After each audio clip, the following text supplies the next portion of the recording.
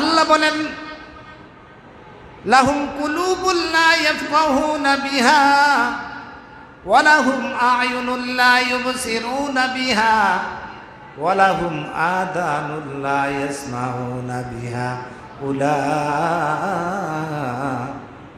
কাল আনআম বাল হুম আদাল উলাইকা হুমুল গাফিলুন। আল্লাহ কয় তারা দেখতে সুরতান মানুষ হইলেও, দেখতে মানুষের মতো দেখা গেলেও উলাইকা কাল আনআম, তারা আসলে চতুষ্প জন্তু, তারা জানোয়ার, তারা হাইওয়ান, তারা হুমার, তারা চতুষ্প জানোয়ার, জানোয়ারের চাইতেও আরো খারাপ। বালহুম আদল, তার চাইতেও আরো নিকৃষ্ট। উলাইকা হুমুল গাফিলুন, আরে গাফেল।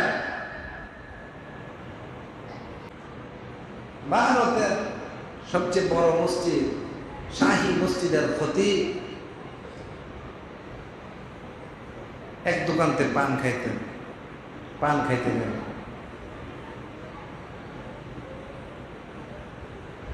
পানওয়ালা পান বানায় হুজুরকে বলো, হুজুর আমার জন্য একটু দোয়া করে, আমার জন্য দোয়া করে। জুমার নামাজের পর তো হুজুর দোয়া করছে, আল্লাহ তুঝে ইনসান বানা দে, আল্লাহ তোরে কি বানাই দে, মানুষ বানায়, আল্লাহ তোরে মানুষের মতো মানুষ বানায়।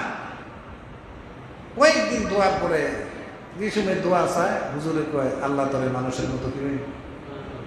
শুনতে শুনতে একদিনে রাগ হয়ে গেছে, হুজুর আপনার কাছে যে সময় দোয়া চাই আপনি কোন আল্লাহ আমারে মানুষ বানায়, এর দূরে কোন আমি কি মানুষ না, আমার কি আপনার মানুষ মনে হয় না,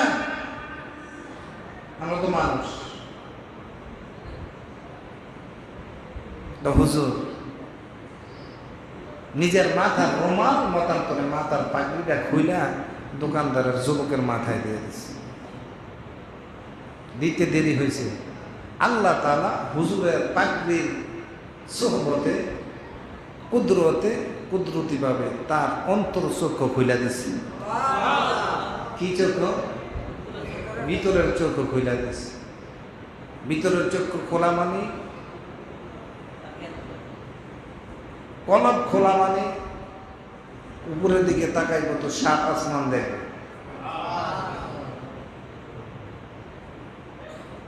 ওই যে আমরা যেটা কই মারেফত, কি কই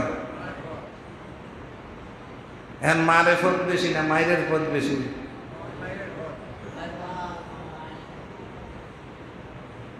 অন্তরের চক্ষু খুইলা গেছে। দোকান থেকে লাঠ দিয়া ওইটা হুজুরের হাতে সুন্নতি একটা লাঠি ছিল, লাঠিটার সঙ্গে টান দিয়া নিয়া সামনের বাজারের যত মানুষ দাঁড়িয়ে সামনে পায়ে ধুমছে বাড়ি থুবাই গেছে বাইরে। হুজুর তাড়াতাড়ি করে তার মাথার থেকে রুমালটা নিয়ে আসছে। কিরে কি করলি, কাজটা করলি কি, কেন মারলি, মুসলমানরে পিঠাইলি, যুবকরে পিঠাইলি, বয়স্ক মানুষের সব পিঠাইলি, ব্যাপারটা কি? কয় হুজুর আমি একজন মানুষের গায়েও আঘাত করি নাই। আরে কি বলস তুই, থুবাই লাইলি পিঠাইয়া, এখন কোচ একজন মানুষের গায়েও আঘাত করস নাই। যুবক বলে হুজুর আল্লাহর নামের কসম করে বলি আমি একজন মানুষের গায়ে আঘাত করি নাই। আমি বাঘের গায়ে আঘাত করেছি, আমি সাপের গায়ে আঘাত করেছি, আমি সিংহের গায়ে আঘাত করেছি, আমি ভাল্লুক শিগাল কুকুরের গায়ে আঘাত করেছি। তোমার মাথায় দেওয়ায় অন্তর চক্ষু খুলে যাওয়ায় সে কি এমন দেখলো কেন? ওলামায়ে কেরাম বলেন যে যেই মানুষের ভিতরে যার খাসিয়ত আছে, কেউর চরিত্রে কুকুরের খাসিয়ত, কেউর চরিত্রে শিয়ালের, কেউর চরিত্রে সাপের, যে যেই ধরনের চরিত্রের অধিকারী, যার আমল যেই তবকা, আল্লাহ তাআলা এই লোকগুলোকে ওই তবকা তার নজরে দেখাই দিছে, এই জন্য সে পিটাপিটি করছে। হুজুর বলে, রে তুই তো যেগুলোর পিটছ, তুই বলে শিকার, কুকুর, সাপ, বিচ্ছু এগুলোর পিটাপিটি করছ, কিন্তু আসলে সবগুলো দেখতে তো সুলতান মানুষ। আর তুই আমার কাছে দোয়া চেয়েছিলি, হুজুর আমার জন্য দোয়া করিয়েন। এজন্য আমি দোয়া করেছি, আল্লাহ যেন তোকে মানুষের মতো মানুষ বানায়া দেয়। মৃত্যুর ভয় অন্তরে থাকা লাগবে। আমাদের মৃত্যুর ভয় কত, আর আগের যুগের ওলিদের মৃত্যুর ভয় কত ছিল। আব্দুল আজিজ মুহাদ্দিস দেহলভী মাদ্রাসার স্টুডেন্ট, তখনও তিনি মেশকাত মতান্তরে দাওরা ক্লাসে পড়ে, মাস্টার্স ক্লাসে পড়ে, টসটসে যুবক, খুব সুন্দর চেহারার অধিকারী, গায়ে আলতা, গায়ের কালার ছিল। মাদ্রাসায় ক্লাসে যাবে, বাড়ি থেকে বের হয়েছে তো জমিদারের মেয়ে ডাক দিয়েছে, এদিকে আসো। জমিদারের মেয়ের নজরে পড়ে গেছে হুজুর যুবক। জমিদারের মেয়ে ডাক দিয়েছে বাসায় যাওয়ার জন্য, মনে করেছে কোনো কাজকর্ম আছে, কোনো জরুরত আছে, বড় লোকের মাইয়া যদি না যায় মুসিবত হবে, দুশ্মনী করবে। মেম্বারে ডাক দিছে, না গেলে সমস্যা। চেয়ারম্যানে ডাক দিছে, যদি না যায় গারামি করে কোন পেঁচা ফালাইয়া ঢুকাই দেয়, ঢুকায়নি এমন পেঁচা ফালাইয়া কেসের ভিতরে ঢুকাইয়া যায় বা থাইকায় শ্বশুর বাড়ি। যাওয়ার পরে জমিদারের মেয়ে প্রস্তাব দিয়েছে, যুবক আমার চাহিদা মিটাইতে হবে তোমাকে, তোমার রূপে আমি পাগল হয়ে গেছি, আমার যৌন চাহিদা তোমাকে মিটাইতে হবে। জায়েজ না না জায়েজ? হারাম না হালাল? এমন সুন্দর একটা যুবক, এমন সুন্দর যুবতী যদি রাতের গভীরে কোনো মানুষ না থাকে, বা দিনেই এমন এক জায়গায় বাসায় কেউ অফার দেয়, বর্তমান সমাজে যে যুবকরা আছে তাদেরকে যদি প্রস্তাব দেয় যে আসো, কয়জন যুবক বর্তমান সমাজে এই পাপ কার্য থেকে বাইচা ফিরে আসতে পারবে? 90% বাইচে আসবো, 95% বাইচে আসবো, সন্দেহ আছে কজন বাইচে আসতে পারবে, ঠিক না? ভয় করে না কিছে। আব্দুল আজিজ মুহাদ্দিস দেহলভী আল্লাহর ওলি ভাবলো, আমি যেই মুসিবত পড়ে গেছি, আল্লাহ তাআলা তুমি আমাকে হেফাজত করো, তুমি বাঁচাও, তুমি বাঁচানোর মালিক। ইউসুফ নবীকে জুলেখা প্রস্তাব করেছিল, তুমি একে একে, ইউসুফ শুধু দৌড় দিয়েছে, ঠাস ঠাস করে 7টা গেট তুমি খুলে দিয়েছ। আল্লাহ তুমি আমাকে বাঁচাও। আব্দুল আজিজ মুহাদ্দিস দেহলভী জমিদারের মেয়েকে প্রস্তাব দিলেন, আমি একটু ওয়াশরুমে যাব। কোথায়? ওয়াশরুম আমরা বুঝি বলা, এর আগে বাথরুম, এর আগে আছিল টয়লেট। বাথরুম মানে গোসলখানা, বাথরুম মানে গোসল। ওয়াশরুমে গেছে, যাও। জমিদারের মেয়ে যাচ্ছে, মনে হয় ফ্রেশ হওয়ার জন্য গেছে, হাত মুখ ধুয়ে একটু ফ্রেশ হয়ে আসবে, একটু প্রস্তুতি নিয়ে আসবে। যাও, খুশি। বাথরুম থেকে তো বারোয় না অনেক সময়। বাথরুমে যাইয়া আব্দুল আজিজ মুহাদ্দিস দেহলভী মনে মনে ভাবে, আমার উপরিভাগে যদি নাপাক লাগে, শরীরের উপরে যদি কোনো নাপাক নাজাসাত লাগে, আমি পাক পানি দিয়ে যদি ধৌত করে ফেলি, পাক হয়ে যাবে, ঠিক না? দিলের ভিতরে, কলবের ভিতরে যদি গুনাহ খাতার পাপ ঢুকে, কলবের ভিতরে যদি জিনার পাপ ঢুকে যায়, তওবা ছাড়া মাপ পাওয়া যাবে না। তাও তওবা হতে হবে, তওবাতুন নাসুহা, আন্তরিক তওবা। কার তওবাটা আন্তরিক হয়েছে বা হয় নাই, কার তওবাটা আল্লাহ তাআলা কবুল করেছে বা করে নাই, তাও কারো জানার ক্ষমতা নাই। সুতরাং আমার কলবকে নাপাক বানানো যাবে না, চরিত্রের ভিতরে কলঙ্কের দাগ লাগানো যাবে না। আমি বডিটাকে নাপাক করে ফেলি। বাথরুমে যাইয়া পায়খানা লইয়া ইচ্ছা মতো সারা শরীরে মাখছে। কি মাখছে?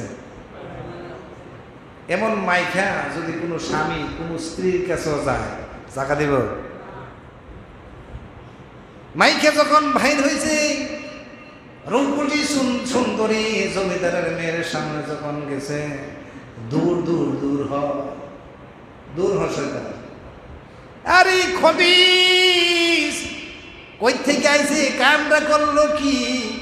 জমিদারের মায়ের বুঝি আর রসি আছে, একবার তাড়াতাড়ি বাইর হয়ে গেছে, নদীতে গিয়ে গোসল করেছে, গোসল করে জামা কাপড়গুলো ভরে গেছে, এগুলোকে ধৌত করেছে, আবার পরিধান করেছে, দামি সাবান নাই তৎকালে, কোনো রকম পরিষ্কার করে জামা গায়ে দিয়ে যাইতে যাইতে জামা শুকাই গেছে, মাদ্রাসায় গিয়েছে। তো মাদ্রাসার প্রথম বেঞ্চে যেই ছাত্র বয়, নাম্বার 1 ছাত্র, আজকে সবার পিছনে বসছে, কারণ যাইতে গিয়েছে। মাদ্রাসার ক্লাসের সময় পার হয়ে গেছে, হুজুর ক্লাস করাইতেছে। হঠাৎ করে হুজুর ছাত্রদেরকে লক্ষ্য করে বলে, ও ছাত্ররা, তোমাদের মাঝে আজকে কে দামি আতর ব্যবহার করেছো, বিদেশি আতর ব্যবহার করেছো, না দামি কোন ব্র্যান্ডের আতর ব্যবহার করেছো? আমার নাকে সুগন্ধ আসে। আব্দুল আজিজ মুহাদ্দিসে দেহলভী মাথা নিচে করে ফেলেছে, হুজুর তো বিপরীত লিঙ্গ ব্যবহার করতেছে। আসলে আমার জামা থেকে মনে হয় পায়খানার ওই দুর্গন্ধে এই ক্লাসটা ভরপুর হয়ে গেছে, এজন্যই হুজুর বলতেছে সুগন্ধ আসতেছে। কেউ রাজি হয় না, কে আতর ব্যবহার করেছে স্বীকার যায় না। হুজুর শেষ পর্যন্ত বাধ্য হলেন, কিরে, আমি কি তোমাদের কাছে আতর চাইছি? আমাকে দিতে হবে না, আমি ব্যবহার করব না। কে এত সুন্দর সুগন্ধিময় আতর ব্যবহার করে আসছো বলো না? কেউ স্বীকার যায় না। হুজুর দুজন ছাত্র দাঁড়া করাই দিলেন, এই কেউ যে স্বীকার যায় না রে, দেখতো এই জামা শুন, জামা টুপি শুন, জামা শুন দিয়ে দেখ কোন সময় বেঁধেছে, চা স্বীকার যাচ্ছে না। সমাজ থেকে বললে যে হুজুর আমি করছি, সঙ্গে সঙ্গে শুনতে শুনতে যাইছে। আর ওদিকে আব্দুল আজিজ মুহাদ্দিসের দেহলভীর নাকে এই সুগ্রাণটা আল্লাহ দিতেছে না, এ ভয়ে কাঁপতেছে, আল্লাহ আমাকে এই অপমান থেকে তুমি হেফাজত করো। কাপড় শুনতে শুনতে শুনতে শুনতে আব্দুল আজিজ মুহাদ্দিসের দেহলভীর গায়ে যখন গিয়ে গন্ধ নিয়েছে, ছাত্ররা বলে, হুজুর আব্দুল আজিজের গা থেকে সুগ্রাণ আসতেছে। হুজুর ডাক দিয়েছে, কিরে কিন্তু ববি এখানে ওখানে কেন? আব্দুল আজিজ মুহাদ্দিসে দেহলভী এই ঘটনা ভেঙ্গে হুজুরের কাছে বয়ান করলে, হুজুর কয়ে, বুঝে ফেলেছি, আর বুঝতে বাকি নাই। তুই যে এত পরিশ্রম করে তুই অন্তরের সঙ্গে দিলের সঙ্গে যে কঠিন জেহাদ করে এই গুনাহখাতার কাছ থেকে নিজেকে বাঁচাইছ, এই জন্যে আল্লাহ তাআলা পায়খানার দুর্গন্ধ যুক্ত এই কাপড়টাকে মেশক আম্বরের সুগন্ধি দিয়া ভরপুর করে দিছে।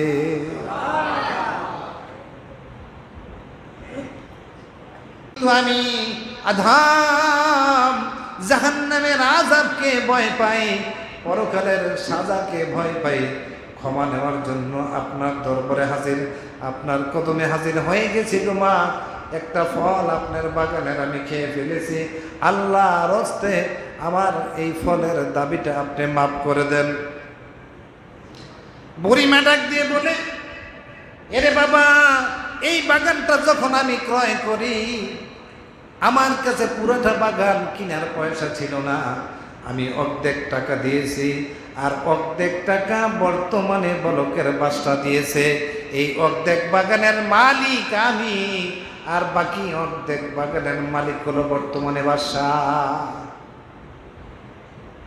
উনি তো বাদশা ছিলেন না, আদমও বাদশা না, ইব্রাহিম ও বাদশা না, বাদশাই পাইছে কেমনে, ওই কথাটা বোঝাই। বুড়িমা বলে, আরে বাবা তুই একটু দাঁড়া। যুবককে দাঁড়া করাইছে একটু সময়ের জন্য। যুবক মনে মনে কয়, আমারও যদি কয় 12 বছর এখানে খাড়াই থাকবি, তাও আমি খাড়াই থাকতে হবে কেন? ফলের মাপ নিতে হবে। বুড়িমা মনে মনে কয়, জান্নাতি একটা যুবক এটা, যে এই যুবকটা সাধারণ একটা ফলের দাবি মিটানোর জন্য এত দূর থেকে আসতে পারে। আরে কত মানুষে বাগানতে চুরি করে নিয়ে খায়, কত সুরে খায়, হিয়ালে খায়, বাউরালে খায়, খায় না? এটা জান্নাতি যুবক, একটা জান্নাতি মানুষের চেহারা একটু তাকায় দেখি। বুড়িমা বলল, রে বাবা, আমি অর্ধেক ফলের মালিক, আমি যেহেতু অর্ধেক বাগানের মালিক, আমি অর্ধেক ফলের দাবি তোকে মাফ করে দিলাম। আর বাকি অর্ধেক ফলের দাবি যদি মাফ নিতে হয়, বর্তমানে বাদশার দরবার থেকে গিয়ে হাসিনা থেকে মাফ এতে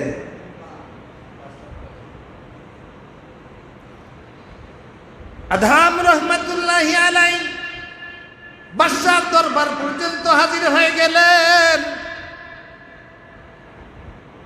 ডাক দিয়ে বলে, বাদশাহ, আপনার বাগানের একটা ফল আমি খেয়েছি, যেই বাগানের অর্ধেক বাগানের মালিক একটা বুড়িমা আমাকে অর্ধেক ফলের দাবি মাফ করে দিয়েছে, ক্ষমা করে দিয়েছে। আর বাকি অর্ধেক ফলের দাবি আপনাকে মাফ করতে হবে, আল্লাহর রাস্তায় আমাকে মাফ করে দেন। আদম কয়, এটা আবার কোন পাগল? কত পাগল দেখলাম, এরকম ধরনের পাগল তো কখনো দেখি নাই। বাদশার ছেলে নাই, একটা মাত্র মেয়ে সন্তান। এই মেয়ে সন্তানের বিবাহের জন্য বিভিন্ন দেশের রাজপুত্র, মন্ত্রী, মিনিস্টারের ছেলেরা আসে, কিন্তু বাদশার মেয়ে পছন্দ করে না। বাদশার মহোদয়ের মেয়ে বাবা মেয়ের সঙ্গে ওয়াদাবদ্ধ হয়ে আছে। মেয়ে বলেছে, যতক্ষণ পর্যন্ত আমার পছন্দের যুবক না পাবেন, আমি পছন্দ না করব, ততক্ষণ পর্যন্ত জোর করে আপনি আমাকে বিয়ে দিতে পারবেন না। বাদশা বলেছে, ঠিক আছে, কি আছে, আর মেয়ে পছন্দ করে না, বিয়েও হয় না। বাদশা মনে মনে ভাবলো, হায় রে, এত দামি মানুষ, এত জান্নাতি যুবক, কিন্তু আইসে তো ফলের মাপ নেওয়ার জন্যে, অর্ধেক ফলের দাবি মিঠানোর জন্য আসছে। কোনো জমিদারের ছেলে নয়, মন্ত্রী মিনিস্টারের ছেলে নয়, বাদশার ছেলে নয়, কোনো রাজপুত্রের ছেলে না। কিন্তু আমার মন চায় এই সরল সহজ সৎ মানুষটার, যুবকটার হাতে আমি আমার মেয়েটাকে বিয়ে দিয়ে দেই। এদিকে সমাজ মাইনে নিব, বাদশার মায়া এমন একটা পোলার কাছে বিয়া, গরিব মানুষ। বাদশা তার বিবিকে গিয়ে বললেন, বিবি রে, আমার দরবারে আজকে এমন একটা যুবক আসছে, যে যুবকটা তোমার মেয়ের বিয়ের প্রস্তাব নিয়ে আসে নাই, কিন্তু একটা ফলের অর্ধেক ফলের দাবি আমার কাছ থেকে ক্ষমা নেওয়ার জন্য আসছে। আমার মন কয়, এমন একটা সৎ মানুষের কাছে যদি মেয়েটা বিয়ে দিতে পারতাম। আমার তো ছেলে সন্তান নাই, এই রাজত্বকে ধরে রাখবে, তাহলে কন্যা বিয়া দিয়া এই যুবকের হাতে যদি রাজত্ব দিয়ে যাইতে পারি, আমার মন বলে এই দেশের মানুষ কোনোদিন নির্যাতিত হবে না। ঠিক কিনা?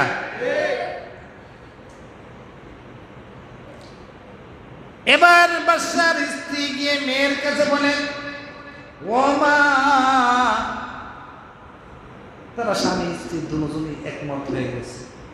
মেয়ের কাছে গিয়ে মেয়েকে জাগাইছে, ডাক দিয়ে বলে, মা রে, তোর বাবার দরবারে এমন একটা যুবক আসছে, রাজপুত্র নয়, সে কোনো মন্ত্রী মিনিস্টারের ছেলে নয়, একটা ফল নদীতে ভাসতে ছিল, খেয়ে ফেলেছে, অর্ধেক ফলের দাবি এক বুড়ির কাছ থেকে ক্ষমা নিয়েছে। বাগানের অর্ধেক মালিক বুড়ি, বাকি অর্ধেক ফলের দাবি ক্ষমা নেওয়ার জন্য রাজ দরবার পর্যন্ত এসে গেছে। তোর বাবা চায় এমন একটা সৎ ছেলের সঙ্গে তোর বিয়ে হয়ে যা। মেয়ে বলে, সমস্যা নাই, আগে নাম বলো, নাম কি? মা বলে, যুবকটার নাম আধাম। সঙ্গে সঙ্গে লাভ মেরে মেয়ে খারাই গেছে। এ মা, আর দেরি করিস না, এতদিন যাবৎ পর্যন্ত আমি যেই মাশউকের অপেক্ষায় আছি, আমি যার জন্য আশেক হয়ে আছি। কেন আশেক? আমি প্রতিদিন ইস্তিসকার নামাজ পড়ে আল্লাহর কাছে চাই, আল্লাহ আমার জন্য যে স্বামীটা ভালো হবে, কাকে বিয়ে করবে ভালো হবে, তুমি আমাকে জানাই দাও।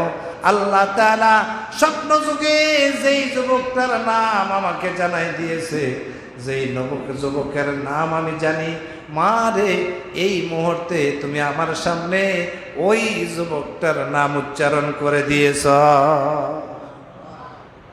মহিলা বাচ্চার মেয়ে, বর্তমানে এই মেয়ে না, বিয়ে হয়ে গেল। বিয়ের পর বর্তমানে যুবকরা বিয়ে করে নারী পুরুষ একত্র হয় সন্তান জন্ম দেওয়ার জন্য, মতান্তরে নিজের যৌবনের চাহিদা মিটানোর জন্য। কিন্তু আধাম বিয়ে করেছে তার অর্ধেক ফলের দাবি মাপ নেওয়ার জন্য, ঠিক কিনা?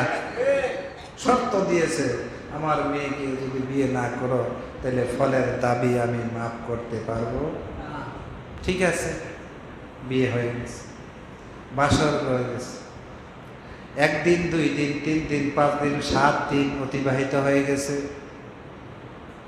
এ বেচারা আদম রহমাতুল্লাহ আলাইহি বউয়ের চেহারার দিকে ফিরে তাকানোর সময়টাও নাই। হয় কিতাব মোতালা করে, না হয় তাহাজ্জুদে দাঁড়ায় থাকে।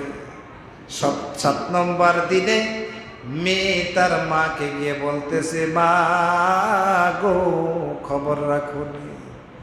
কিরে মা, কি খবর? মেয়ে বলে, ও মা, আল্লাহ তাআলার কাছে লাখো কোটি কোটি শুকর, আল্লাহ তাআলা আমাকে এমন একটা স্বামী মিলাই দিছে রে মা, যে স্বামীর সঙ্গে আমার মতো যুবতী মেয়ে একই বিছানায় থাকার পরেও স্বামী আমার দিকে ফিরে তাকানোর সময় পায় না, সারা রাত্র দাঁড়ায়া দাঁড়ায়া নামাজে কাটায় দেয়। এই মানুষ আসেনি দুনিয়ায়? সারা রাত নামাজে কাটায় দেয়, আমার দিকে তাকানোর সময় নাই।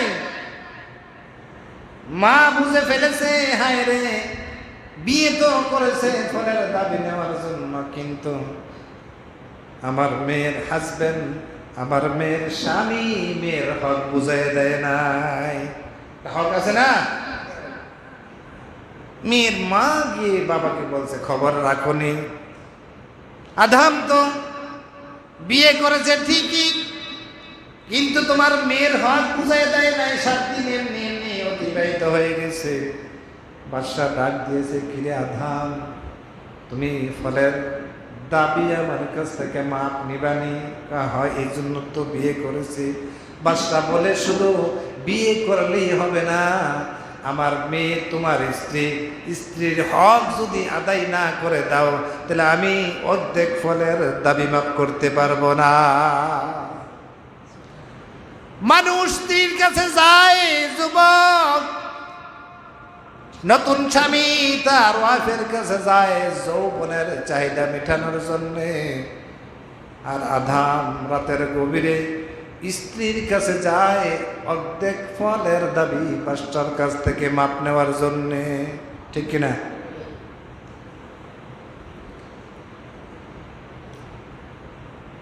আধাম তার স্ত্রীর সঙ্গে মিশতেছে, আল্লাহর কুদরত বোঝা যায় না। এমনিতেই ইব্রাহিম ইবনে আধাম, বলকের বাদশার বাপের কথা কইতেছি, ইব্রাহিম তার মায়ের গর্ভে ট্রান্সফার হয়ে গেছে। আদম রহমাতুল্লাহ আলাইহি হলো ইব্রাহিম ইবনে আধাম, বলকের বাদশার বাপের নাম।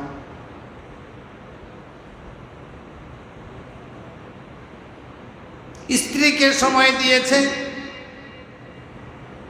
নিজে পরিষ্কার হইয়া আবার গোসল সেরে নামাজে দাঁড়ায় গেছে, আর মনে মনে ভাবতেছে, আমি আমার স্ত্রীকে সময় দিলাম, এটা মজা লাগে না? আমি সারা রাত্র আমার রব্বে কারীম মাওলার কুদরতি পায়ে সেজদা করতাম, ওইটা মজা লাগতো।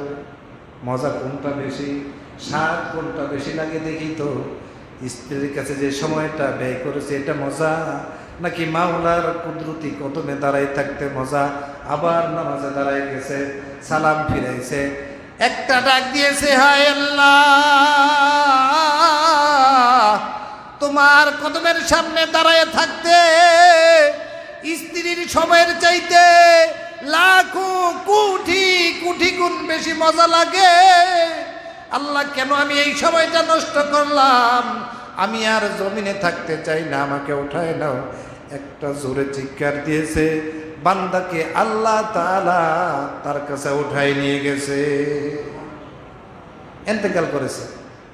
জান্নাতি বান্দা আল্লাহ নিয়ে গেছে, কিন্তু এদিকে বীজ বপন করে গেছে। কি বপন করে গেছে? সন্তান দিয়ে গেছে, ট্রান্সফার হয়ে গেছে সন্তান। মেয়ে বাদশা, মেয়ের বাচ্চা ইব্রাহিম, বাপের নাম আদম। ইব্রাহিমও বাদশাহী পাইছে। কার বাদশাহী? নানা। কার? নানার বাদশাহী। সন্তান তো নানার একটা মেয়ে, বাপও মারা গেছে, ওই ছেলে নাম ইব্রাহিম, উনি বাদশাহী পাইছে, উনি বলকের বাদশা। কি কারণে? একটা ভালো মানুষের ভিতর থেকে ভালো মানুষের বরাক বাস থেকে বরাক বাস আসে, ঠিক কিনা? আম গাছটা ভালো কিনা ফল খাইলে পরিচয়, বাপ ভালো ছিল কিনা সন্তানের আচরণে পরিচয়, তার সন্তান তেও ভালো কিনা তার সন্তান দিয়ে পরিচয়, ঠিক না? বাপ ভালো ছিল, সন্তানও ভালো হয়েছে, বাদশাহী চলতেছে। নানার বাদশাহী পাইয়া এখন ইব্রাহিম বাদশা। বাদশা ঘুমিয়ে আছে একদিন ছাদের উপরে, কে যেন খটখট খটখট করে হাঁটতেছে। রাজমহলের উপরে যেই রুমে হাসিনা ঘুমায়, এই রুমের উপরে যদি কেউ খরম পায়ে দিয়ে হাঁটে আর টাস টাস আওয়াজ হয়, অবস্থাটা কেমন হবে? ভালো হইব? বাদশার ছাদের উপরে আগে তো খরম ছিল, খরম, আরেকটা হলো কি কয়, মাথাওয়ালা, এটা কি কয়, বইলা। আমি মুরব্বী, আপনারা কইতে পারেন। একটা ছিল মাথাওয়ালা কাঠের, আরেকটা ছিল ফিতাওয়ালা, টায়ার দিয়ে দিত। তলা সব দিদি কাঠের, এই দিয়ে হাঁটলে যে আওয়াজ হয় এমন আওয়াজ হইতেছে। বাদশা খুব চ্যাপ, ডাক দিয়েছে, রে ছাদের উপরে কে এত রাত্রে হাঁটস? আমার ঘুমের ডিস্টার্ব করেছ, বিচার হবে তোমার। কে তুমি? কয় বাদশা গো, রাগ হইন না, গরিব মানুষ আমি, কেউ রে কেউ দেখে না। তুই কে? আমি একজন পথিক মুসাফির, আমার ছাদের উপরে কি করা? কয় বাদশা, আমার একটা ঘোড়া হারাই গেছে। কি হারাইছে? ঘোড়া। বাদশা ডাক দিয়ে বলে, এ পাগল, ঘোড়া হারাই রে, রাস্তাঘাটে যা, জমিনে যা, যেখানে ঘাস আছে মাঠে যা, জংলায় যা, ওখানে থাকবে। ঘোড়া কি আমার ছাদের উপরে আসছে? তোর মতো বেকু, তোর মতো পাগল আর হয় না। এ বেকু, ঘোড়া যদি ছুটে যায়, জমিনে যা, ধান খেতে যা, মাঠে যা, যেখানে ঘাস আছে ওখানে গিয়ে না বিশ্রাইবি। আমার ছাদের উপরে কেন আসছ? ছাদের উপরে কি তুই বিশ্রাইলে ঘোড়া পাবি? এবার মুসাফির ডাক দিয়েছে, বাদশা বড় গলায় কথা কইয়েন না, আমি যদি বেকুব হই তা আপনি ডাবল বেকুব। আসুন, ভয় পেলে কি রে, কে কে এটা? বাদশার লোক এমনি কথা কয়, এত বড় স্পর্ধা। বাদশা ডাক দিয়েছে, এ ভাই কে তুমি? তোমার কত বড় স্পর্ধা, কত বড় সাহস, আমাকে ধমক দেও। বাদশা কর, রাগ হইন না, আমি যদি তালাশ করে আপনার ছাদের উপরে যদি ঘোড়া পাওয়া সম্ভব না হয়, তা আপনি বাদশাহে কইরা নরম জাজিমে তোষকে সারা রাত্র ঘুমাইয়া আল্লাহ পাওয়া সম্ভব না। আল্লাহ পাওয়া এত সহজ না। ছাদের উপরে যদি ঘোড়া না মিলে, নরম বিছনায় সারা রাত্র ঘুমাইয়া আল্লাহ পাবেন না। ঢুকছে ইচ্ছা মতন বাসার ভিতরে, ওয়াজটা জাগা মতো ঢুকছে, আমরা তো ঢুকে না, কত চেষ্টা করে ঢুকাইতে ঢুকে না।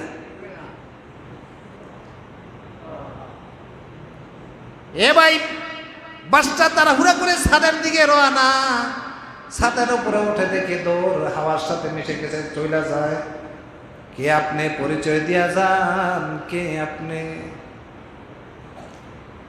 বলে আপনি যে আল্লাহর গোলাম, আমিও ওই আল্লাহর গোলাম।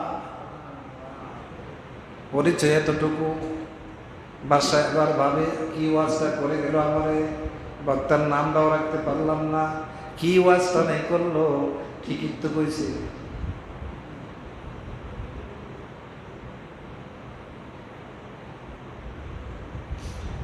এর আগের আরেক ঘটনা, বাদশার বিছনার ভিতরে একদিন বাদশা বাড়ি থেকে অনেক দূরে চলে গেছে। বিরক্ত হইতেছেন? শেষ করে দেব। বাদশা বাড়ি থেকে দূরে চলে গেছে। বাদশার খাদেমা চাকরানি কয়, হায় রে, এই বিছনা প্রতিদিন ঝাড়ু দেই, সাফ করে সমান করে প্লেন করে ধুইয়া দেই, জীবনও সইতে পারে নাই। আজকে যেহেতু বাদশা বাসায় নাই, একটু শুয়ে দেখি না কেমন আরাম লাগে। জীবনে খাদ্দামা শুইছে, এত আরাম জাজিমের বিছনা, যেমনি শুইছে ক্লান্ত শরীর ঘুমাই গেছে। চোখের ভিতরে ঘুম ঢাইলা দিছে কে? বাদশা ফিরত আইছে, দেখে খাদ্দামার কত বড় সাহস, সাধারণ একটা চাকরানি আমার বিছনায় ঘুমায়। রাগ রাগ হয়ে গেছে, চাবুকের আঘাত শুরু হয়ে গেছে।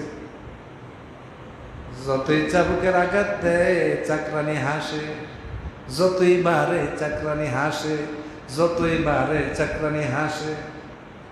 মার বন্ধ করে দিয়েছে, কিরি পাগল, মারলে মানুষে কাঁদে, আর চাবুকের আঘাতে তোর পিঠের চামড়া উঠে যাচ্ছে, তুই হাসিস কেন বল? আমার তো না। এবার মেয়ে একটা নসিহত দেয়, চাকরানি নসিহত করে,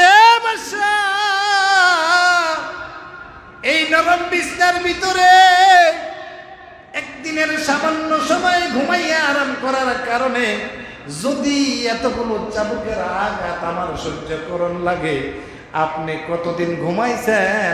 আপনি কতগুলো চাবুকের আঘাত আল্লাহর কাছ থেকে পাইবে?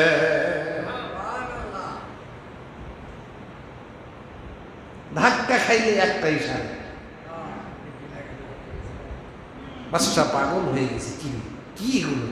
আমি বাদশাই দেখিলাম, বাদশাই ছাইরা দিয়া রাতের গভীরে রাজপ্রাসাদ ছাইরা জঙ্গলায় চলে গেছে। কোথায় চলে গেছে? আল্লাহ যদি, আমি যদি ছাদের উপরে ঘোরা না পাই, আপনি এই নরম জাজিমে তোষকে সারা রাত্র ঘুমাইয়া আবাদত বন্দিগি ছাইরা দিয়ে আল্লাহ পাইতেন না। হ্যাঁ, তো ঘুমানো বাদ দিছে, রাজপ্রাসাদ দেখি দিছে, জঙ্গলায় গেছে। এদিকে তো রাজা খুঁজে পায় না। দেশের প্রেসিডেন্ট যদি হঠাৎ নাই হয়ে যায়, খোঁজাখুঁজি বহু, এখনের মতো যোগ্য না। এখন লুকাই থাকা কষ্ট আছে, কঠিন আছে। বহু খোঁজাখুঁজির পরও মিলল না, বাদশা কই নাই। বিপদে পড়ে অস্থায়ীভাবে আরেকজনকে বাসায় গেছে।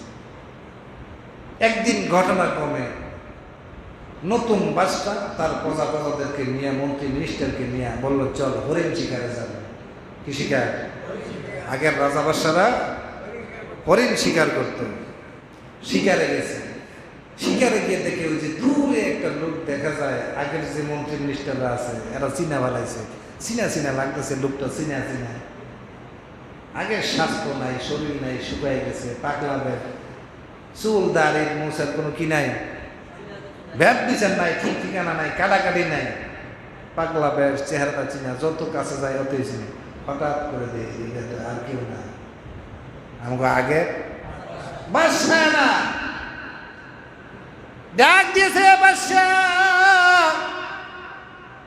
পাগল হয়ে গেলেন, মাথায় নষ্ট হইল, বেনিষ্ট করলেন না, কি হইল না, জিনে ধরল, মুতে ধরল, কিছুই কইতে পারি না। এত খোঁজাখুঁজির পর পাইলাম না, আপনি জঙ্গলার ভিতরে কি করেন? বাদশাহী ছাইরা দিয়া জঙ্গলার ভিতরে ঘোরাফেরা করতে কি আপনার ভালো লাগে? বাদশাহ কয়, এই মন্ত্রী মিনিস্টাররা শোনো, কি পাগল? কার পাগল? পাগল পাগল কার? এরে আমি পাগল হই নাই। কয় না, পাগল হয়েছে না, মাথার তার দিয়ে সব দিয়ে গেছে। কয় পাগল হয় না, কাপড় চোপড় নাই, সিরা ফারা পিন্দা পড়েছে, জংলায় পাতা পুতা টোয়ায়, কয় পাগল হয় না। ইব্রাহিম বলে, রে আমি পাগল হই নাই, তোদের কাছে একটা প্রশ্ন করি। কয় কি প্রশ্ন?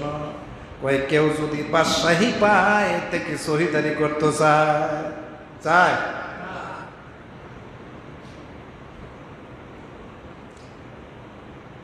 এক মহিলা ফকিরনি, ফকির গোদারা কাটো গিয়া বইয়া রয়েছে, ডাকে নৌকাওয়ালা আয় আয়, তারপরে না এতে কয় হকিনি মানুষ দিলে আর কি দিব পয়সা, এমনি একলা পার করা লাগে না, পাইয়া যাও। অনেকক্ষণ পয়সা রয়েছে, মাঝি পার করে না।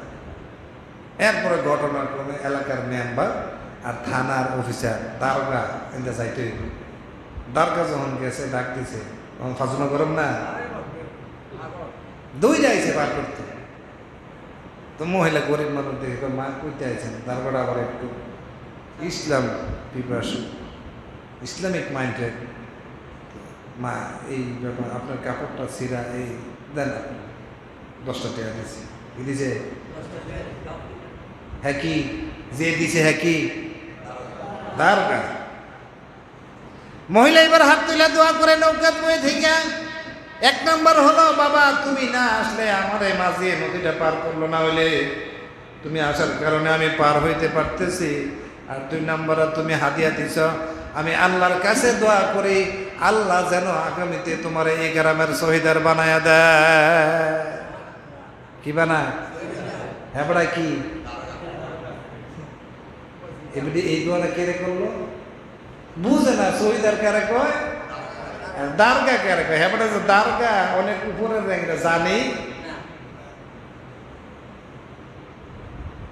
ইব্রাহিম ইবনে আদম বলে, বলকের বাদশা ইব্রাহিম বলে, শোনো, কেউ যদি বাদশাহী পায় তে কি শহীদারি করে নাকি?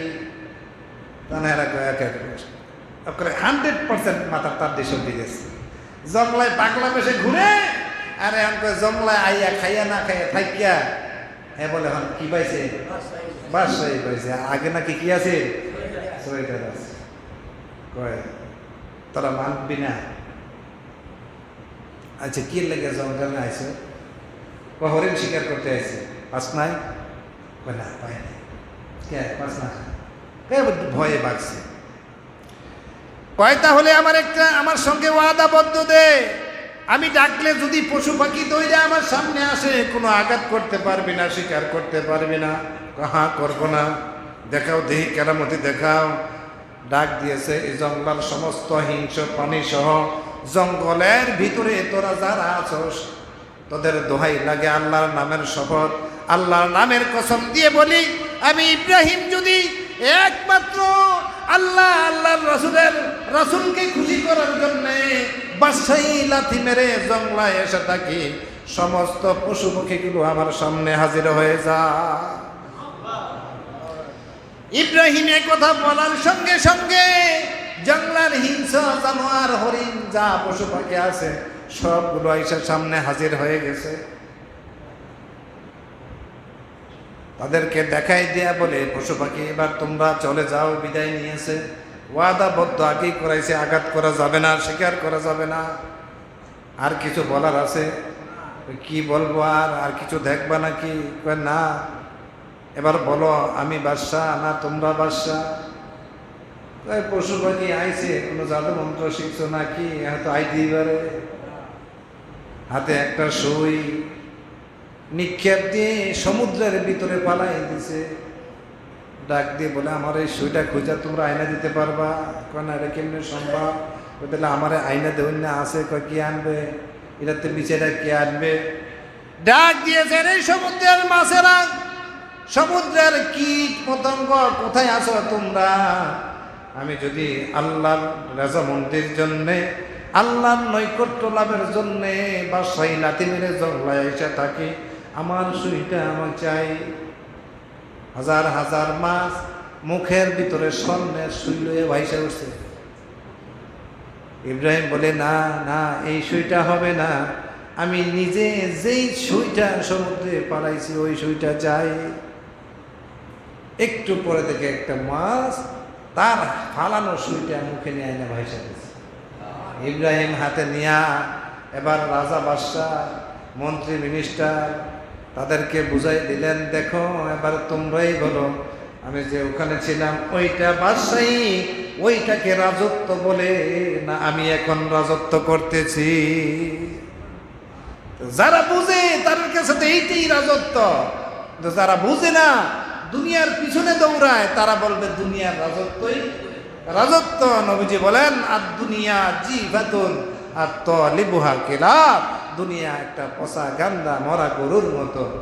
আর যারা শুধু দুনিয়ার তালাশ করে আল্লাহ রাসূল ভুলে যায়, পরকাল ভুলে যায়, তারা হলো কিসের মতো? কুকুরের। আল্লাহ তাআলা অন্য আয়াতে বলেন, কদ আফলাহা মান তাযাক্কা ওয়া যাকারা ইসমা রাব্বিহি ফাসাল্লা বাল তুসিরুনাল হায়াতাদ দুনিয়া ওয়াল আখিরাতু খায়রুন ওয়া আবকা। এই অস্থায়ী দুনিয়ার যেটা, আখিরাত হইল চিরস্থায়ী, আখিরাত হইল স্থায়ী, এটা হলো অস্থায়ী। আর দুনিয়াটা গোটা ইবাদত বন্দিগি ছাড়া গোটা দুনিয়াটাই ধোঁকা, গোটা দুনিয়াটাই আসল না, পুরাটাই কি নকল, একটু আসল না। আমরা মিশামিশি দুনিয়ার পিছনে ঘুরতেছি। ডাকে মধু, মধু রাখবেন, মধু দিলালপুর, আমার কথা কই আমি, মধুলা মধু ডাকতেছে, মধুলান মধু।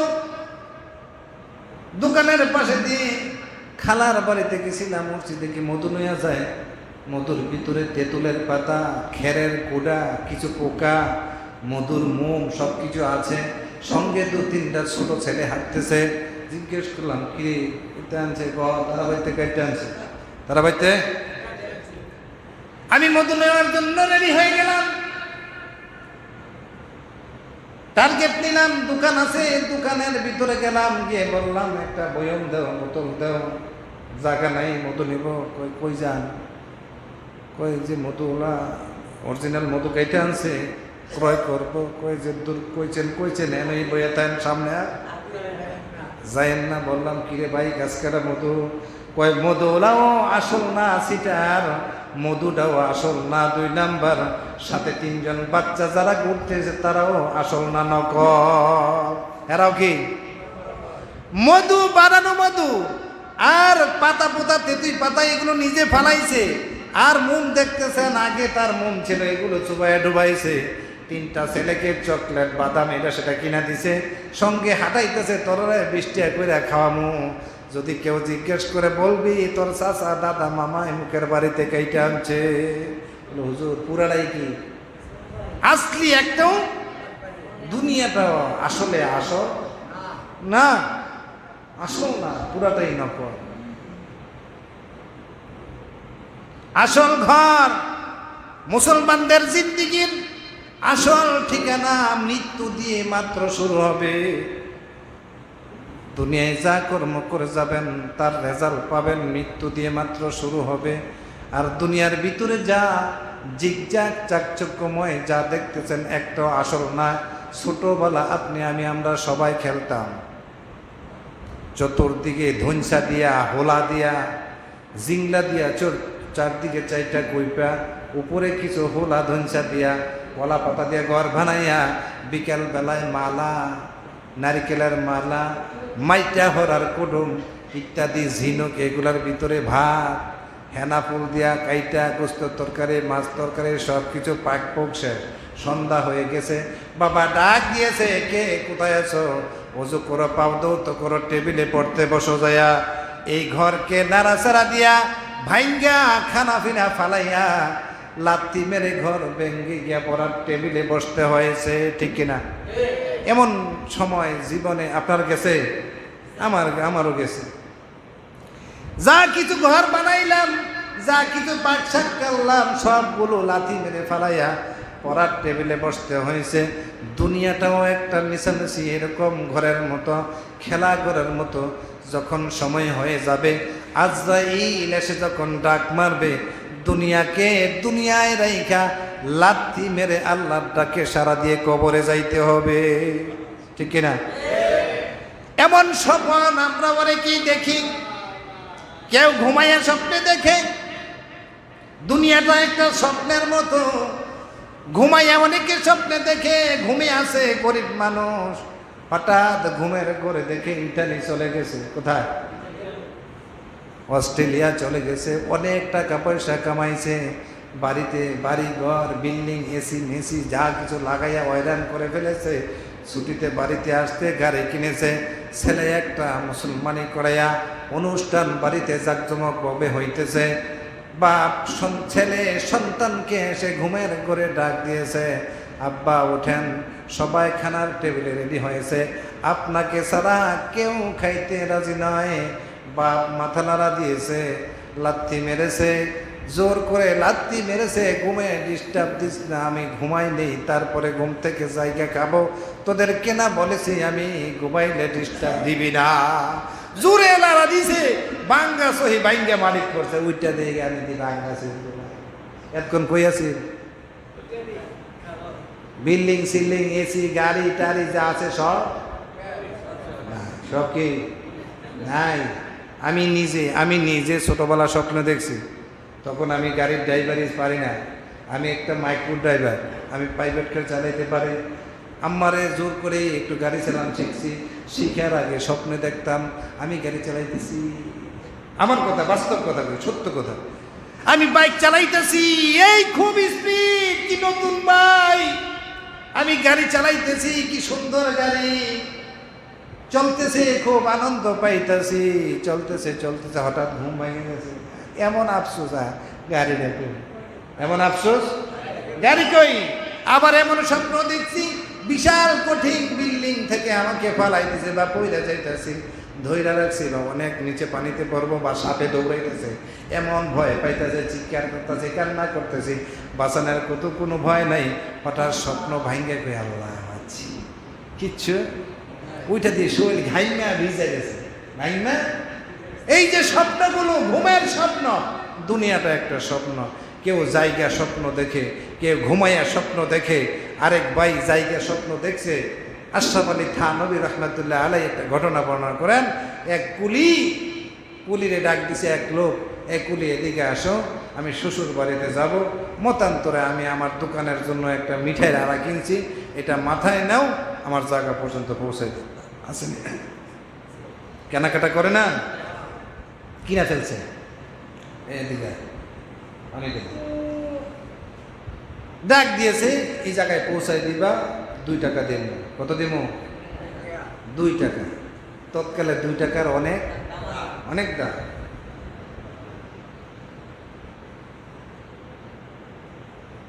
মাথার ভিতরে আইনগুরের মিটার আরা কুলি নিয়েছে, আইনগুরের বড় আরা মাথায় নিয়েছে আর হাঁটতেছে, সঙ্গে দোকানদার। রাস্তাঘাট পেরিয়ে অনেক দূরে নিয়ে যেতে হবে, অনেকটা আগাই গেছে। কুলি মাথায় পোজা নিয়ে ভাবতেছে, তখনও বিয়ে শাদী করে নাই, যে 2 টাকা পাবো, 2 টাকা দিয়ে আমি একটা মুরগি কিনবো, মুরগি ডিম দিব, বাচ্চা দিব, বাচ্চা ফুটবে, সবগুলো বেচা আমি হাঁস কিনবো, হাঁস বেচা আমি একটা ছাগল কিনবো, ছাগলগুলো বাচ্চা দিলে কি করতেছে, কল্পনা, হিসাব মিলাইতেছে।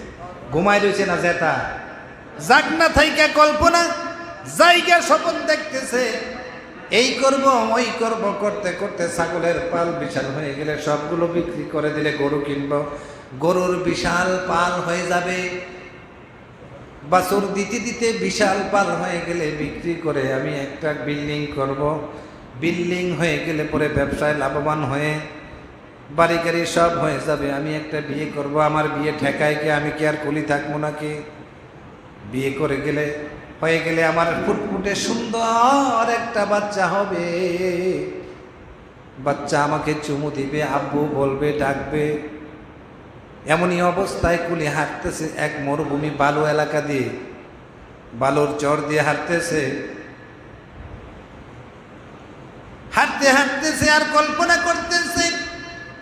এমন একটা রাস্তা আসলো, যেদিক দিয়ে হাঁটতেছে ইটের সোলিং আছে, শক্ত রাস্তা, কিন্তু ডানে বামে নিচের জমিনগুলো বালু। ভাবতেছে, কল্পনা করতেছে আমার মেয়ে আমাকে চুমু দিবে, আমি ঘুমিয়ে থাকবো, আমার মেয়ে এসে আমাকে ডাকবে, আব্বু। হ্যাঁ বলো আম্মু। আব্বু ডাকতেছে, মা কেন ডাকতেছে? খানা সাজে বসে আছে খাওয়ার জন্য, আপনাকে ডাকতেছে। যখন আমার বাচ্চা আমাকে খানা খাওয়ার কথা বলবে, তা আমি বলবো নিহি খাएंगे। ভারতের কথা তো, কি খাएंगे? মাথায় তার যে মিঠাইয়ের আড়া, মিঠাইয়ের মুটকি, ওই চিন্তা ভাবনা ভুলে গেছে। নেহি খাएंगे বলে মাথা নাড়া দিয়েছে, তো মিঠাইয়ের পাতিল মাটিতে পইরা ছড়ায়া বড়াইয়া বালির সাথে এক হয়ে গেছে। এ মালিক বলে, কিরে এই কাজটা তুই কি করলি? আমার এত টাকার মিঠাইয়ের আড়া মাটির সঙ্গে মিশাই দিলি, একটা মিঠাইও বিক্রি করা যাবে না, বালু বেড়ে গেছে, কে নিব? বিক্রি করা যাবে না, পুরাটাই লস করলে।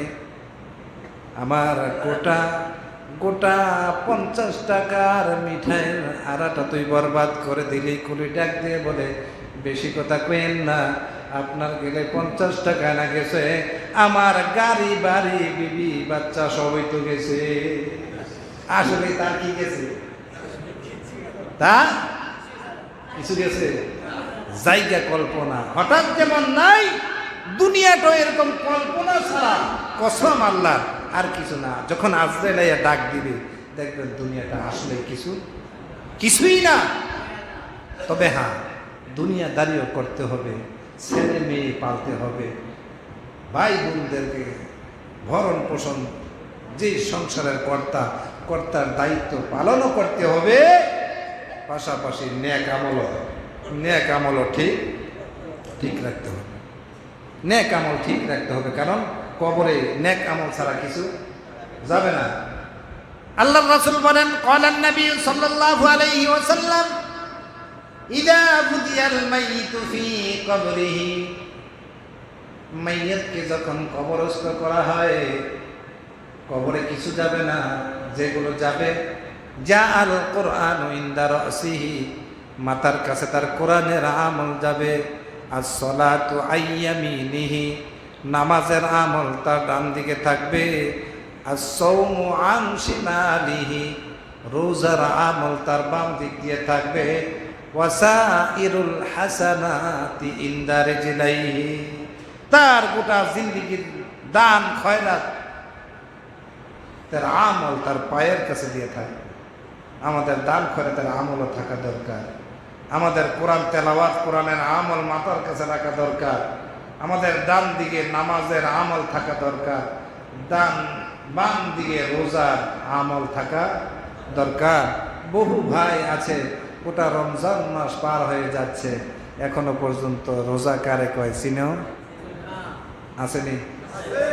অবশ্য তারা পরিশ্রমী, হোক তারা রিক্সা চালাক, হোক তারা ধান দাইতেছে, কিন্তু আল্লাহর হুকুম আগে, দুনিয়াদারি পরে। নামাজকে বলো না কাজ আছে, কাজকে বলো আমার নামাজ আছে।